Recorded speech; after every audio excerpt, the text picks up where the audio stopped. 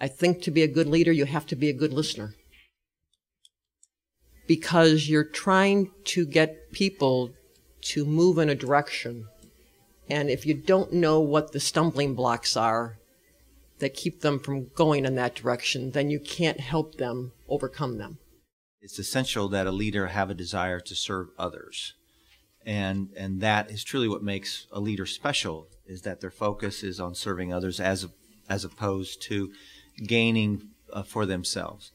And I also think that another critical component for a leader is that they must care for those whom they lead, be it followers, be it employees, in whatever situation a person might be.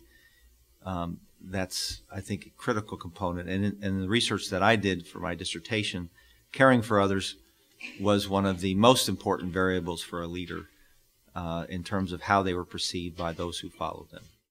I'd like to add, I think one of the biggest pillars of leadership is, and this goes outside the scope of the business world, is communication. Without effective communication with your peers or any of your potential employees or your superiors, it's very difficult to lead even one person, or let alone a lot of people. So without that effective communication and the ability to get your point across in a sometimes succinct manner to, I guess, inhibit action, it's tough to become an effective leader.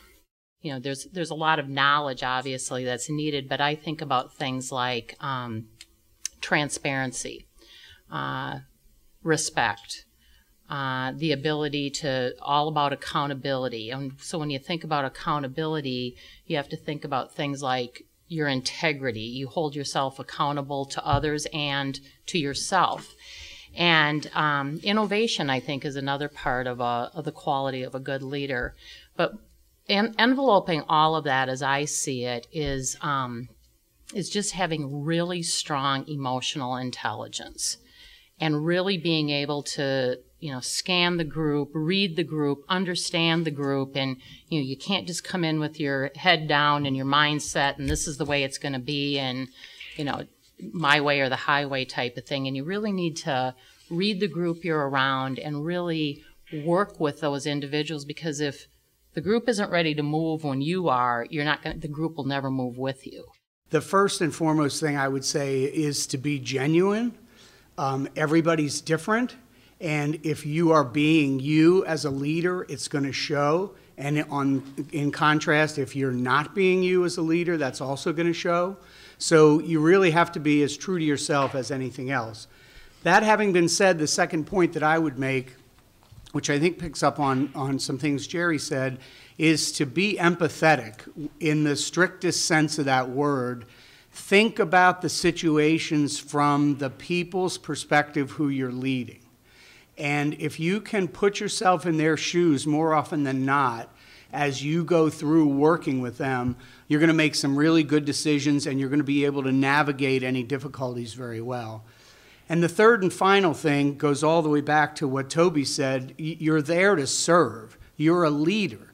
Your responsibility is to develop people and help make sure that they can contribute to the organization through your, I'll use the word, facilitation. As a community organizer, one of the things we say, one of our little secret code lines, is that we have to learn to drive from the back seats. So when I sit with a group of people who have come together with a passionate desire to make some change and do some good work, the first thing I do is listen. And then the second thing I do is listen some more. And the people in the group are the people who are the leaders. And what I do is facilitate and try to make things happen that they want to happen. And so really, being a servant is what a community organizer does. And people think I'm leading, but actually I'm following.